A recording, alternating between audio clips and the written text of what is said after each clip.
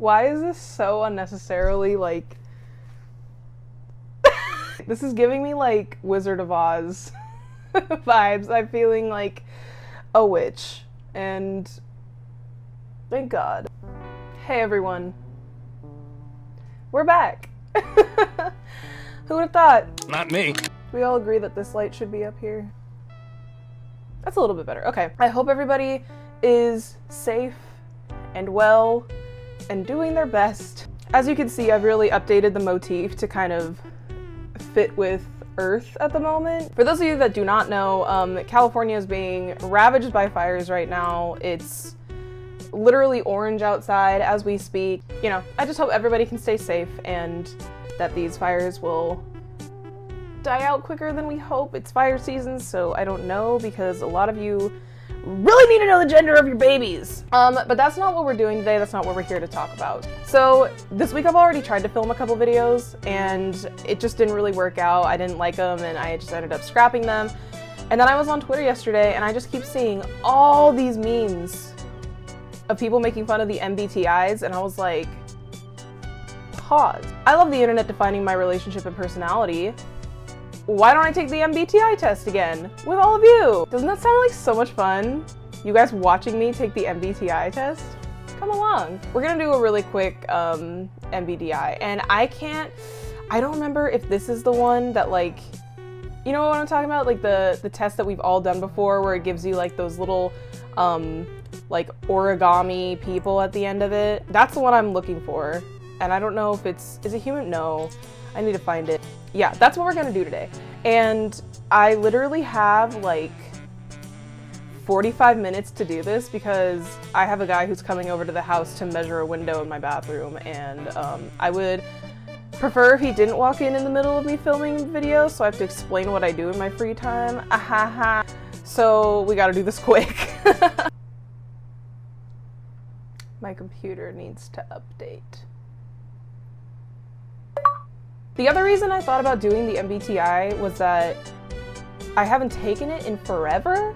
I've taken the MBTI before, back in college when I thought I would be a psychologist. LOL. But I've taken it before, and there's like a couple versions of the MBTI test that you can take.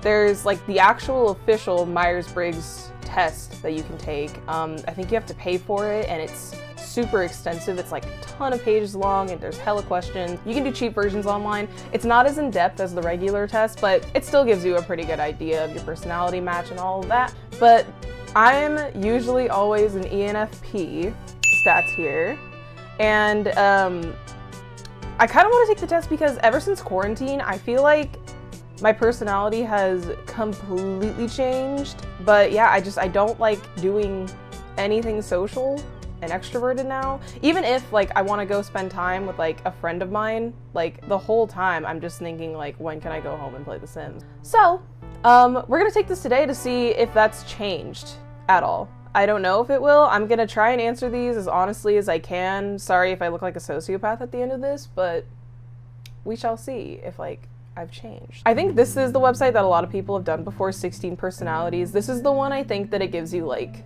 the little stick figure people at the end that talk about it. So here we go. You enjoy vibrant social events with lots of people. I'm gonna put neutral. A lot of these this is gonna be so whack. A lot of these are gonna be neutral. You often spend time exploring unrealistic yet intriguing ideas. Motherfucking agree. Your travel plans are more likely to look like a rough list of ideas than a detailed itinerary. Kinda, sorta. I feel like when I travel, there's always like certain things that I want to do, but otherwise, like, we can just run around and explore, so I'll like slightly agree with that, I guess. You often think about what you should have said in a conversation long after it has taken place. Not really. If your friend is sad about something, your first instinct is to support them emotionally, not try to solve their problem. Oh, whoa, wait. Actually, I answered that too fast. If your friend is sad about something, your first instinct is to support them emotionally, not try to solve their problem. I feel like, I'm gonna disagree with that actually, because I feel like you support your friends anyway. And then the first thing that you should always do is try to solve their problem first, because that's supporting them emotionally. So I'm gonna change my answer on that. People can rarely upset you. It's like yes and no. Like some people can and some cannot. A lot of these are gray. It like just kind of depends on the situation. So I'm gonna put neutral on that. That was only 10%. Okay, we gotta go through this fast. You often rely on other people to be the ones to start a conversation and keep it going. I'll agree with that. I can start a conversation, I just appreciate it when other people do so. If you have to temporarily put your plans on hold, you make sure it is your top priority to get back on track as soon as possible, 100%. You rarely worry if you made a good impression on someone you met. I disagree, I think we all think like that. I think we all wonder if we made a good impression, or at least we try to. It would be a challenge for you to spend the whole weekend all by yourself without feeling bored. No, you are more of a detail-oriented than a big picture person. I would disagree. I'm a big picture person. You are very affectionate with people you care about. That's true. I'm not like all upon you, but I am affectionate with people I care about. You have a careful and methodical approach to life. No, I do not. You are still bothered by the mistakes you made a long time ago. Kind of. I think we all are. Like, we all can lie and say that we move on from our past, but I think about that all the time. At parties and similar events, you can mostly be found farther away from the action. I disagree. You often find it difficult to relate to people who let their emotions guide them.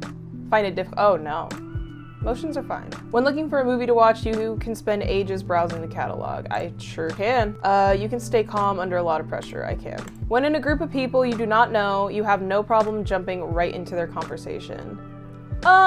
I can do it, and I do it often. I would disagree that I have no problem with it.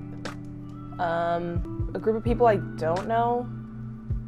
Yeah, I'll disagree. I'll put neutral. I'll take too long. When you sleep, your dreams tend to be bizarre and fantastical. No! Sometimes my dreams are hella scary. In your opinion, it is okay to step on others to get ahead in life. Absolutely not. I cannot stand people like that. I know too many people like that. I've worked with a lot of people like that. Absolutely not. It is not cool. You are dedicated and focused on your goals, only rarely getting sidetracked.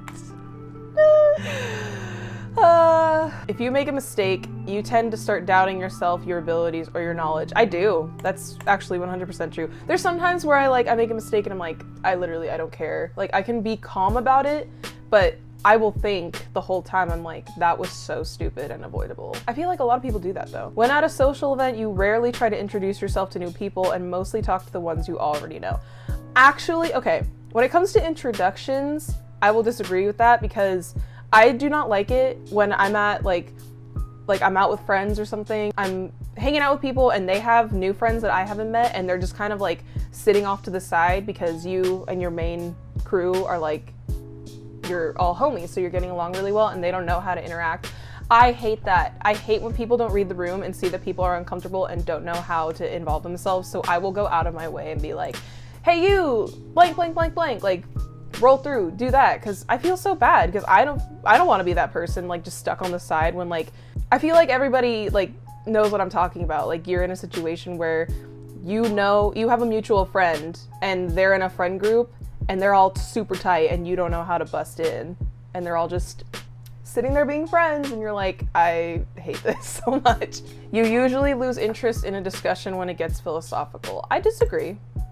I start to become a little bit weary that it went that way, but everybody likes good debate, I think. You would never let yourself cry in front of others. You right. Absolutely not. I don't really cry, you guys. I maybe cry like once or twice a year. I already hit my quota this year. It was because I got a speeding ticket, but I didn't deserve it. You feel more drawn to places with a bustling and busy atmosphere than to more quiet and intimate ones. I would agree with that. You like discussing different views and theories on what the world could look like in the future. You do. When it comes to making life-changing choices, you mostly listen to your heart rather than your head. I don't know about that. I don't know about this one, and I would like to thank my parents for making me so indecisive about this, because my parents raised me to dream big about stuff and like, you know, have a big imagination and like follow my heart, but to also be realistic about things. Like, what do I need to do to achieve what my heart wants? So I don't know how to answer this. I like to follow my heart. but I'm also realistic about things. So yeah, I'm gonna put neutral. I'm thinking about it too much. You cannot imagine yourself dedicating your life to the study of something that you cannot see, touch, or experience. I agree with that. You usually prefer to get your revenge rather than forgive. Whoa! Am I dastardly? I feel like, no. Karma comes back around for people on themselves.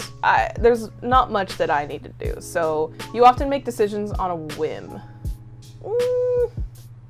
I can be impulsive. I'll slightly agree. The time you spend on yourself often ends up being more interesting and satisfying than the time you spend with other people. I 100% agree, and I do not want anybody to take that personally.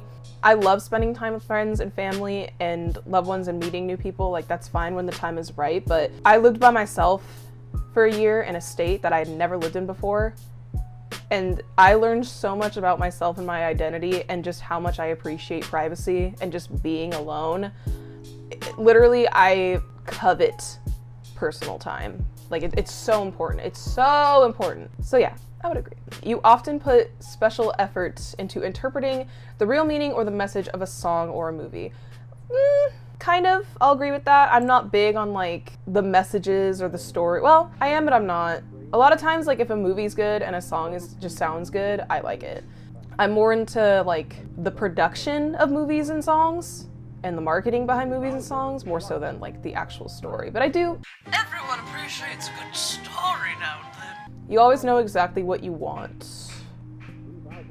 Yeah, I think so. You rarely think back on the choices you made and wonder what you could have done differently. No. When in a public space, you usually stick to quieter and less crowded areas. I disagree. It all depends. You tend to focus on present realities rather than future possibilities.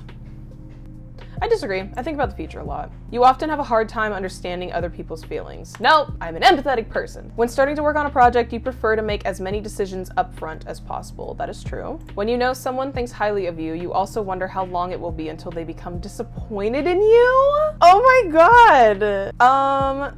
That's really sad. I hope no. I do not know. You feel comfortable just walking up to someone you find interesting and striking up a conversation. Disagree.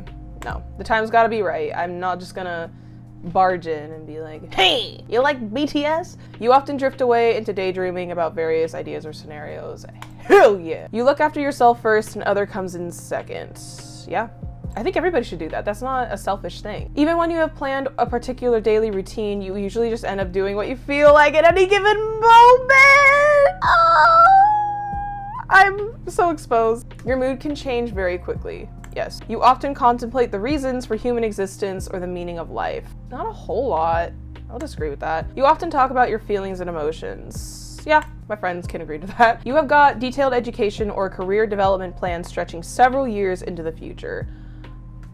Agree slightly. I just think it's important. I'm not thinking about it every moment of the day, but I do have goals for myself when it comes to my career and furthering myself in that, but it's not something that's like consuming my thoughts every single day. You rarely dwell on your regrets. I'll agree with that. I think about it. I don't sit and like let it overtake me. Honestly, I might be contradicting myself a lot in this. I don't even really know. Spending time in a dynamic atmosphere with lots of people around quickly makes you feel drained and in need of a getaway. About me. You see yourself more as a realist than a visionary. I'm gonna disagree. I wouldn't consider myself a realist, so that's why I'm putting disagree. But I also wouldn't consider myself a visionary because I don't just blindly follow my ideas. You find it easy to empathize with a person who has gone through something you never have. I think I'm gonna put yes, because even though I don't sympathize with them from their situation, I can sympathize with their feelings. You know, we've all felt sad and exhausted and happy and hopeless and hopeful. I think, you know, that we can sympathize with. Direct situations, that always depends on the person and what you've experienced. Your personal work style is closer to spontaneous bursts of energy than to organized and consistent efforts. Absolutely, welcome to my channel. Last page. Woo! Your emotions control you more than you control them. Ooh. I would slightly agree. After a long and exhausting week, a fun party is just what you need. Absolutely not. You frequently find yourself wondering how technological advancement could change everyday life. I don't constantly think about that, so no. You always consider how your actions might affect other people before doing something. You always consider how your actions might affect other people before doing something. I'm gonna go neutral on this. I don't really know how to answer this because I feel like that just applies to too many situations, I guess. I don't know. You still honor the commitments you have made even if you have a change of heart.